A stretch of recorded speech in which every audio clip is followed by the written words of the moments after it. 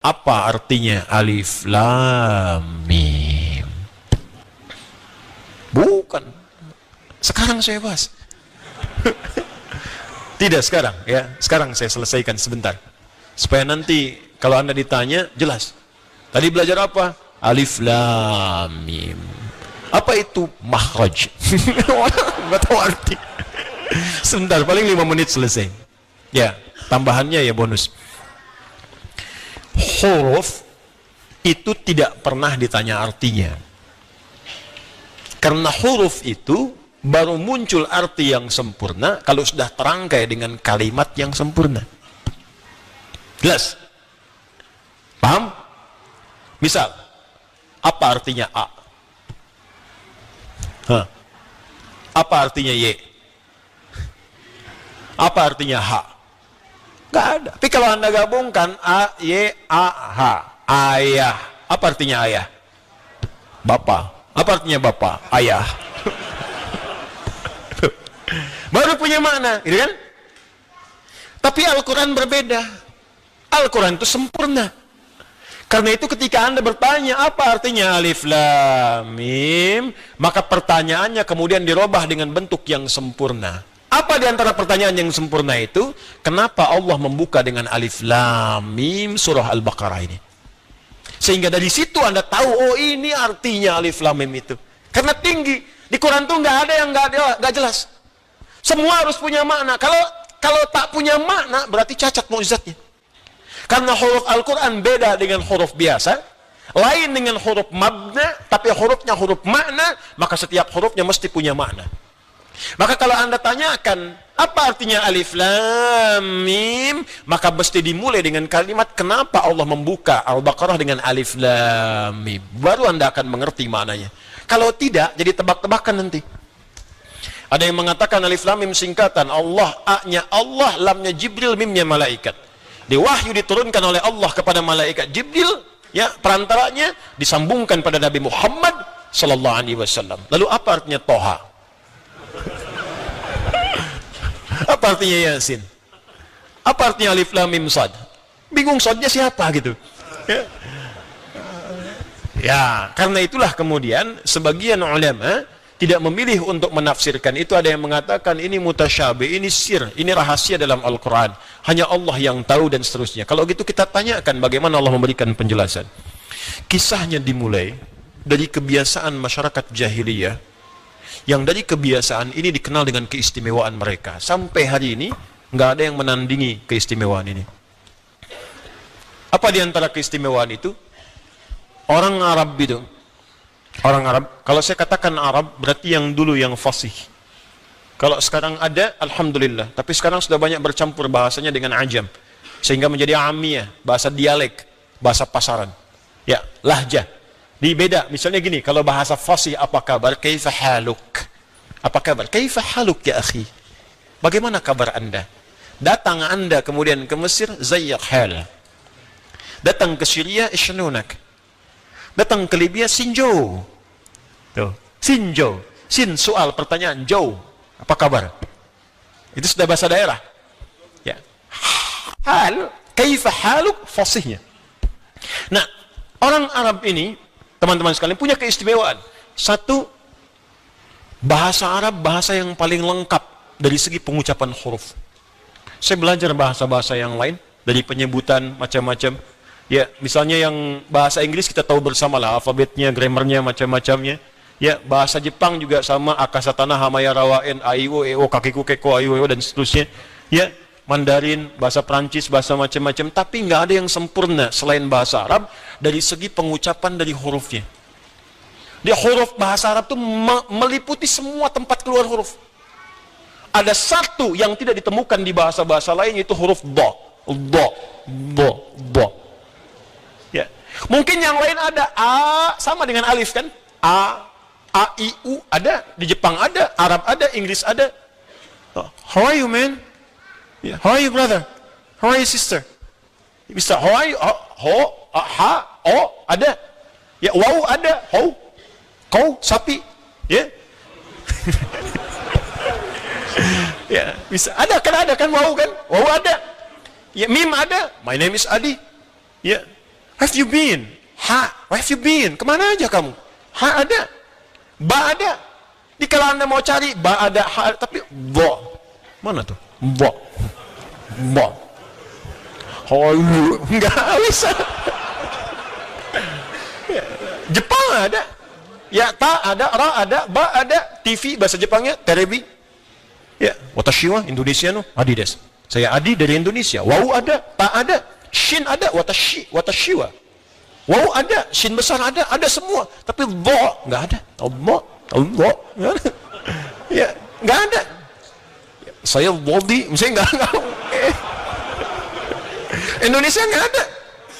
Silakan cek. Ya, qaf ada. Ya, Satya Baja Hitam, Kotaro Minami, qaf ta ra mim. Kotaro. Ya. Hafal saya baca. Ya, ada. Ya, tapi Anda di bahasa Arab enggak ketemu. Cuma satu yang di bahasa Arab, di bahasa lain enggak ada. Bo. Karena itu orang Arab membanggakan dengan bahasanya, dikenal dengan lughatul dhad. Bo. Ini makhrajnya di sini bo. Waladdallin. Bo. Jadi ketika Allah menurunkan Al-Qur'an dengan bahasa Arab, bukan sekedar nabinya orang Arab. Yang memang harus dengan bahasa Arab, kalau enggak bagaimana bisa mengkhitab kaumnya? Kaum orang Arab turun Quran pakai bahasa Inggris misalnya, enggak akan paham. Pasti dengan bahasa Arab, tapi apa hikmah di balik itu? Di Quran surah Yusuf disebutkan la'allakum taqilun, supaya kita berpikir, oh ada yang sempurna di bahasa ini. Satu. Yang kedua, bahasa Arab itu punya keistimewaan dan sangat unik. Dia bisa bertahan melewati perkembangan zaman dan tidak pernah mengalami perubahan. Bahasa yang lain ada penyempurnaan, ejaan yang disempurnakan. Makanya kalau ada kitab dituliskan selain dengan bahasa Arab, pasti ada penyempurnaan. Silahkan cek.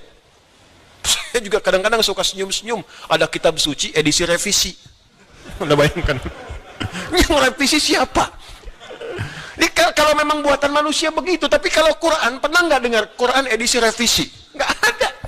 Terjemahannya karena bukan Arab, mungkin menyesuaikan. Ini bahasa Arabnya sampai sekarang gitu-gitu aja. Dari Abu Jahal sampai yang sekarang itu, sama aja.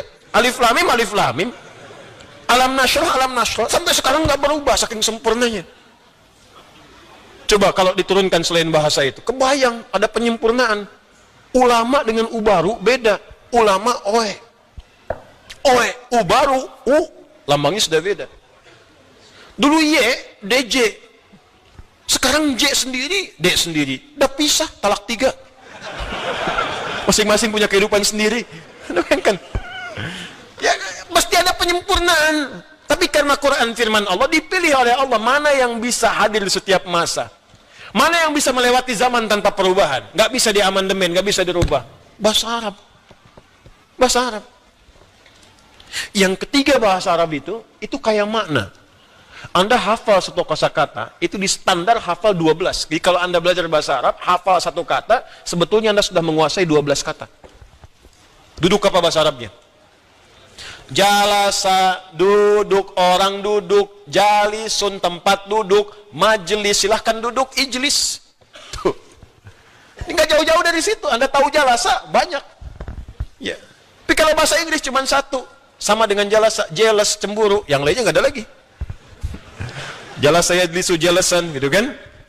Jalasa yajlisu julusan. Qa'ada, maq'ad, qu'ud, sajadah, sujud, tempat sujud, masjid, orang sujud, sajid, sujudlah, usjud. Tahu satu kata, Qurannya gampang. Karena di Quran ada, usjudulillah, ada. Masjid jamaknya masjid, ada. Gampang. Jadi ketika Anda menguasai satu, Anda bisa berkomunikasi dengan orang banyak menggunakan otak atik, ya, atau tasrif, atau derivasi dari kata-kata ini. Lebih gampang. Ketiga, ya, bahasa Arab itu bahasa yang paling mudah untuk merangkum peristiwa dalam bentuk nazam, urutan-urutan yang bisa senang untuk dinikmati. Makanya orang Arab dulu kalau ingin mengabadikan peristiwa tertentu, mereka nggak nulis karena nggak bisa nulis. Umumnya mereka membuat syair pakai nazam. Rumusnya ada 16, disebut dengan bahar namanya. Anda kalau pengen tahu di zaman jahiliyah 150 tahun sebelum lahir Nabi terjadi apa, lihat syair orang Arab. Maka Nabi sering mengatakan, dan Umar yang menangkap kalimat ini, belajar bahasa orang Arab itu supaya engkau tahu kondisi mereka pada masa lalu. Saya itu ngejar bahasa Arab masuk jurusan spesialis bahasa Arab, saking cintanya Al-Quran, pengen tahu bahasa Quran. Dan ternyata setelah dipelajari itu luar biasa, Pak. Dan Quran itu berbeda, strukturnya macam-macam, beda lain. Di misal, Imrul Qais itu disebut pujangga, pangeran penyair Arab, Amirus Syu'ara. Lahirnya, hidupnya 150 tahun sebelum lahirnya Nabi. Itu abadi, kalimatnya sampai, karena dia menceritakan setiap yang dilihat. Hobinya, dia menyampaikan puisi dengan baharnya tawil namanya. Rumusnya tawilun lahudunal bukhuri fadailu fa'ulun mafa'ilun fa'ulun mafa'ilu. Kifa nabki min dhikra habibin wa manzili bisaktuli wa bainad dakhuli fahawmali. Imrul Qais pernah lewat di sebuah lembah, ternyata melihat seorang pemuda, karena dia sedang diputus oleh kekasihnya, bengong di pinggir danau. Kifa nabki min dhikra habibin wa manzili. Kamu ngapain sampai bengong mikirin orang, mikirin kekasih, mikirin rumah di sini? Tenang aja, semua berlalu, tapi masa depan masih bisa kita gapai. Ya, kifa nabki min dzikra habibin wa manzili bisaktuli wa bainad dakhuli fahawmali. Dia sedang homesick ya sekarang, sedang ingat rumahnya di Haumal. Itu sampai disebutkan desanya namanya Haumal, kejadiannya di sini sedang bengong pada saat itu. Kejadian 150 tahun sebelum datangnya Nabi. Ada semua. Anda ingin tahu apa yang terjadi saat Nabi pulang dari perang Tabuk? Apa yang terjadi? Disambut di Madinah dengan kalimat syairnya yang dibuka. Tala'al badru alaina min thaniyatil wada'i majaba syukru alaina wadalillahi da'i. Itu kan syair asalnya. Qasidah itu bukan rebana, beda. Qasidah itu syair yang berjumlah 7 bait disebut qasidah. Ya, jadi qasidah itu bukan pakai rebanya. Dang ning dong, dang ning bukan. Ya. Itu penambah aja irama itu, instrumennya itu. Asalnya itu syairnya. Dulu nggak ada pakai alat, cuman belakangan aja pakai alat, dufuf namanya. Ya, rebana itu dufuf. Qasidahnya itu bukan rebananya. Ya, jadi qasidah itu syair-syair yang sudah berjumlah 7 disebut qasidah. Kalau qasidah dikumpulkan 3 qasidah disebut diwan namanya. Diwan itu kumpulan-kumpulan qasidah, qasidah kumpulan-kumpulan syair yang berjumlah 7 bait. Gitu. Semua orang yang dilihat bisa bikin puisi seketika. Al-Asma'i itu lihat burung lompat-lompat, burung kecil. Ya, di atas bunga itu. Ya, bunga yang sedang mekar, di bawahnya ada sungai. Itu langsung bisa bikin puisi. Pakai rojas, mustafilun, mustafilun, mustafilun, mustafilun, mustafilun, mustafilun. Saya sering bacakan di sini. Sautus safiril bulbuli, hayyaja qalbi thamili, al-ma'u wa zahru ma'a zahri lahzul muqali, fa anta ya sayyidali wa sayyidi wa maulali, fa kam tayammuni ghazayilun uqayqali, qataftuhu min wajdatin min fi'li hadha ar-rajuli, fa qala la la la faqad ghada muharwili, wa wal walad wali ya waylali, fa qultu la tuwalwili, fa bayyinu lu'lu'ali qalat lahu hina kadha in radidul muqali, kahatan kakailali tabtabuli. Wah, coba ulangi. Saya aja setengah hidup mempelajarinya. Kan orang bilang setengah mati, kan setengah mati itu sekarat. Itu luar biasa. Ya, itu nampak itu bukan cerita biasa, bukan kalimat-kalimat yang bisa dibacakan tertawa atau senyum belaka, tidak. Itu kisah kejadian, ada nyata. Nyata itu. Di mereka kehidupannya dahsyat, bisa bikin lihat antum aja jadi syair. Ya. Sautus safiril bulbuli, ya pakai tawil aja deh. Ya, fa'ilun mafa'ilun fa'ulun mafa'ilun fa'ulun mafa'ilun fa'ulun mafa'ilun. Jalastu fa'iqun al-kursi fara'aitu fara'aitu ra'isun aswada jalisun amami biqafiyatihi. Ya, misal saya duduk sedang di bangku sedang mengajar, maka di hadapan saya ada sudut kemiringan tertentu, seorang pakai peci hitam duduk depan saya. Ya, fatabassama dhahikan ra'ani, maka dia tersenyum-senyum sambil ketawa melihat saya. Ya. Nah, itu dibikin aja, rumusnya ada sendirinya.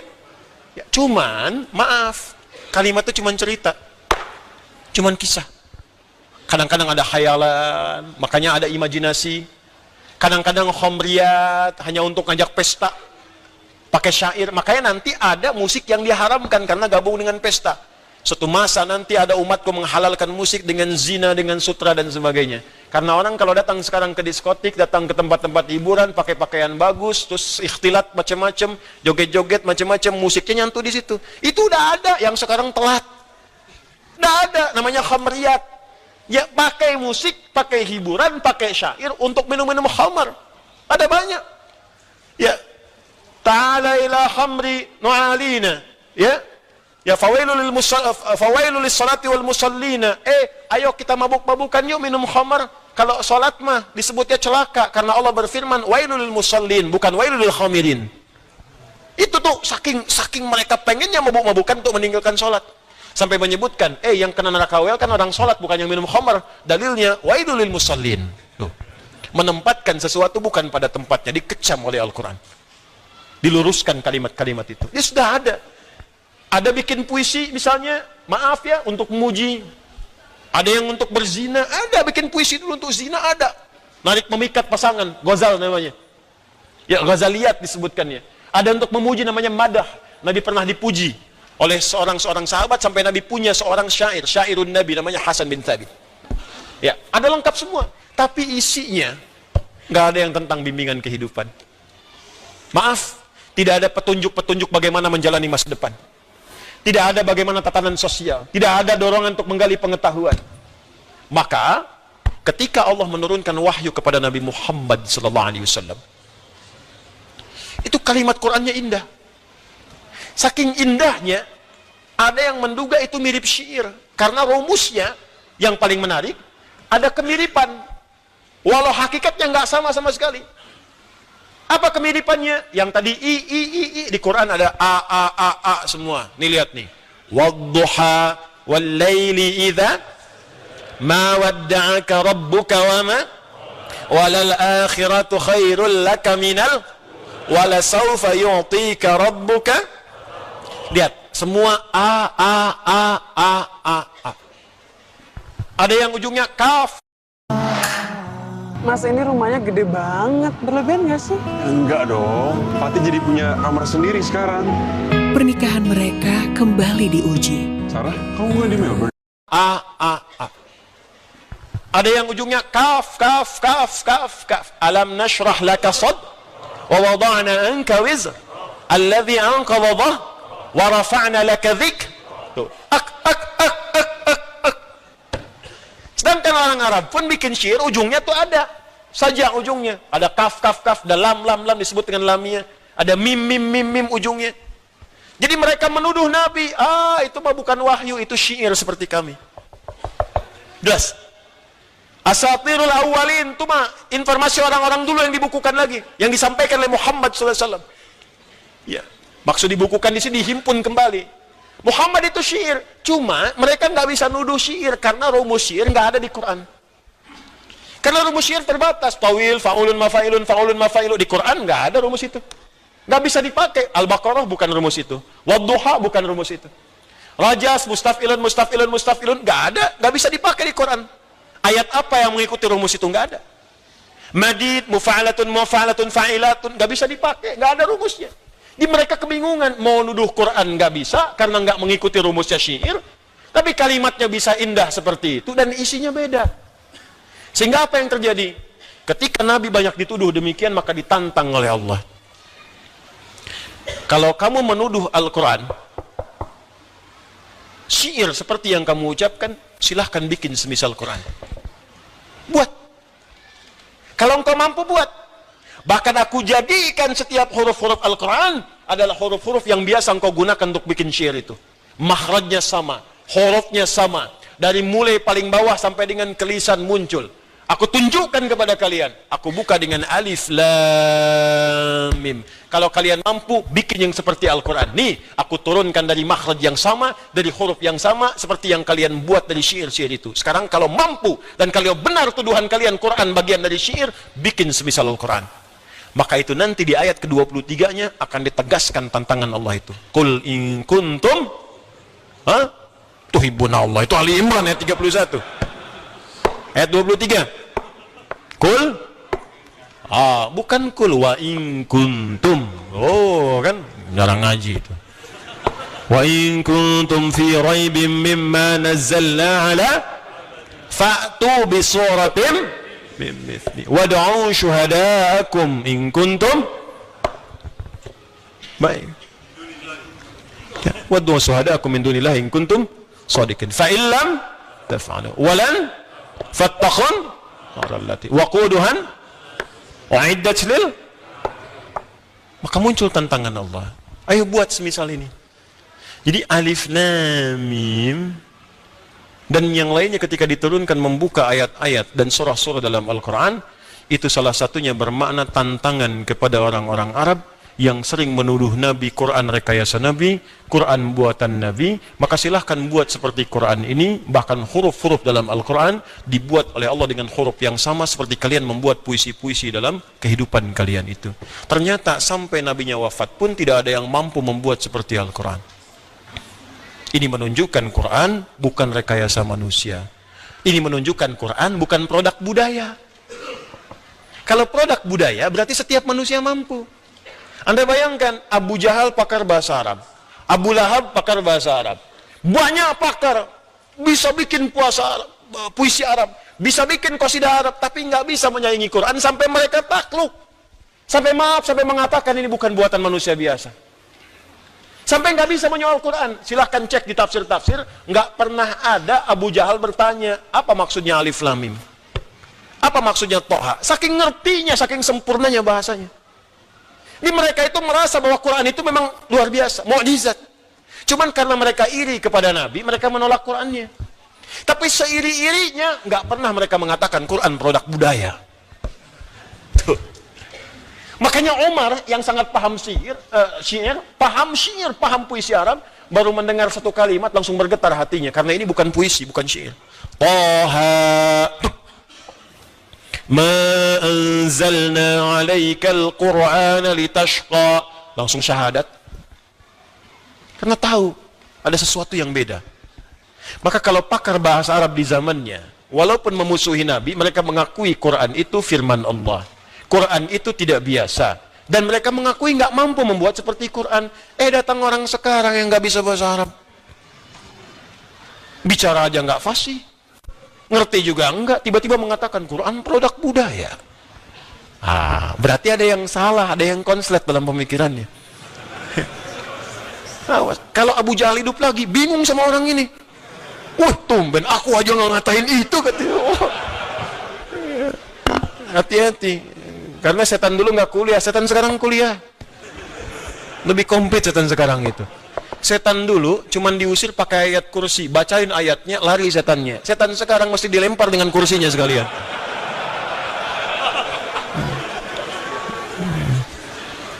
Jadi itu yang dimaksud alif lam mim. Kenapa Al-Quran surah Al-Baqarah dibuka dengan 3 rangkaian huruf ini? Pertama, menunjukkan mukjizat Al-Quran, bahwa semua huruf Al-Quran itu difirmankan oleh Allah, tidak keluar dari kemampuan kita manusia untuk mengucapkannya. Karena itu seluruh hurufnya itu bersumber dari sifat pembicaraan kita sendiri, dari kemampuan kita untuk bertutur. Karena itu setiap manusia pasti bisa baca Al-Quran. Karena semua huruf Al-Quran keluar dari tempat kita berbicara. Karena itu nggak ada alasan. Mustahil manusia nggak ada yang bisa baca Quran, mustahil. Pasti bisa. Karena Al-Quran firman Allah yang saat difirmankan ada fitrah dalam perangkat tubuh kita untuk bisa mengucapkannya. Karena bersumber dari semua tempat keluar huruf. Paham? Satu. Yang kedua, Allah ingin menegaskan kepada semua makhluk bahwa Al-Quran bukan rekayasa Nabi Muhammad SAW. Bukan produk budaya, bukan makhluk. Ingat, bukan makhluk. Al-Quran firman Allah yang berbeda dengan karya manusia. Kalau Anda masih tidak percaya dengan itu, silahkan buat semisal Al-Quran. Kalau orang dulu pun yang pakar di bidang yang nggak sanggup, apalagi Anda